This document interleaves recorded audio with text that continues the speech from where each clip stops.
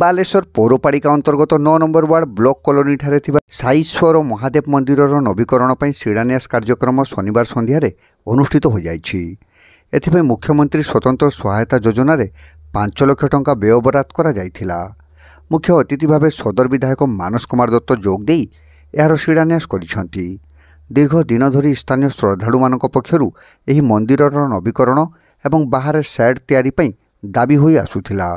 शिलान्यास कार्यक्रम में सम्मानित अतिथि भाव स्थानीय काउंसिलर संजीव कुमार दास, सांसदों प्रतिनिधि चित्तरंजन पंडा, पूर्वतन काउंसिलर उपेन्द्र शतपथी प्रमुख जोग देइथिले।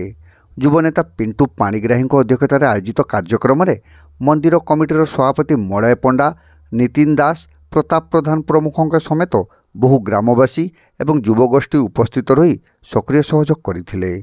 मोर 9 नंबर वार्ड रे ब्लॉक कॉलोनी पाखे जो साईश्वर मंदिर अच्छी से दीर्घ दिन गोटे ग्रामवासी विशेष भाव में दाबी थिला कि मंदिर गोटे शेड हो, तेणु ये 5 लाख टंकार अनुदान दिखाई। समस्ते जानते पुलिस लाइन अंचल ये सब अंचल शिवरात्रि जगार ये बहुत धूमधाम रे बहुत भल भाव हुए। आशा पोषण करुच्ची प्रत्येक वर्ष जो जगार असुविधा थाए कि ऊपर सेट न थाए बसवाई असुविधा थाए, ए वर्ष अनुदान से असुविधा दूरीभूत हम।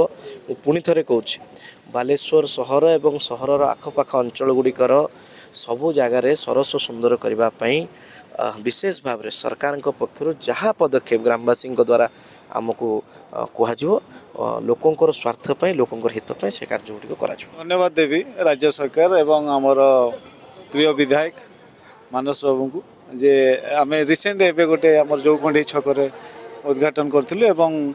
आज आम आम ये प्रांगर बहुत दिन आम ग्रामवासी डिमांड थिला गोटे छात हो आमर होमयज्ञ ये सेट जाओ सेटा को से कथा रखी एवं से आज शुभारंभ कले। आम अशेष अशेष ग्रामवासी तरफ धन्यवाद दूँ। आगामी जो रास्ता घाट नाल जो डिमांड अच्छी ताकू पूर्ण करें से प्रतिश्रुति देइछंती एवं आम आमर जो मंदिर प्राणांगर जो पोखरी अच्छी तार उन्नतीकरण आम अनुरोध करुँ से प्रतिश्रुतिबद्ध अच्छा तार उन्नतीकरण करेंगे। 2047 सुधा भारत वर्ष विकसित राष्ट्र परिणत हम से लक्ष्य ओडिशा रे डबल इंजिन सरकार होमर सदर रे मानस दत्त लोकप्रिय विधायक युव विधायक होती समस्ते मिलमिशि बालेश्वर को सरस सुंदर आउ अद्वितीय स्थान ओडिशा रे पहुँचापी समस्त प्रयास रोचे। विशेषकर बीजेपी उच्च नेतृत्व आशीर्वाद देइछंती जनसाधारण सहयोग मीडिया भाई सहयोग एवं नेतृत्व सहयोग बालेश्वर टॉप जिले में परिणत हम सदर ता भितर अन्य श्रेष्ठ हम आउ बालेश्वर ओडिशा रे 1 नंबर रे पहुँचो ये आशा विश्वास नहीं आमर काम चलती समस्त सदिच्छा रहिले आम सफल।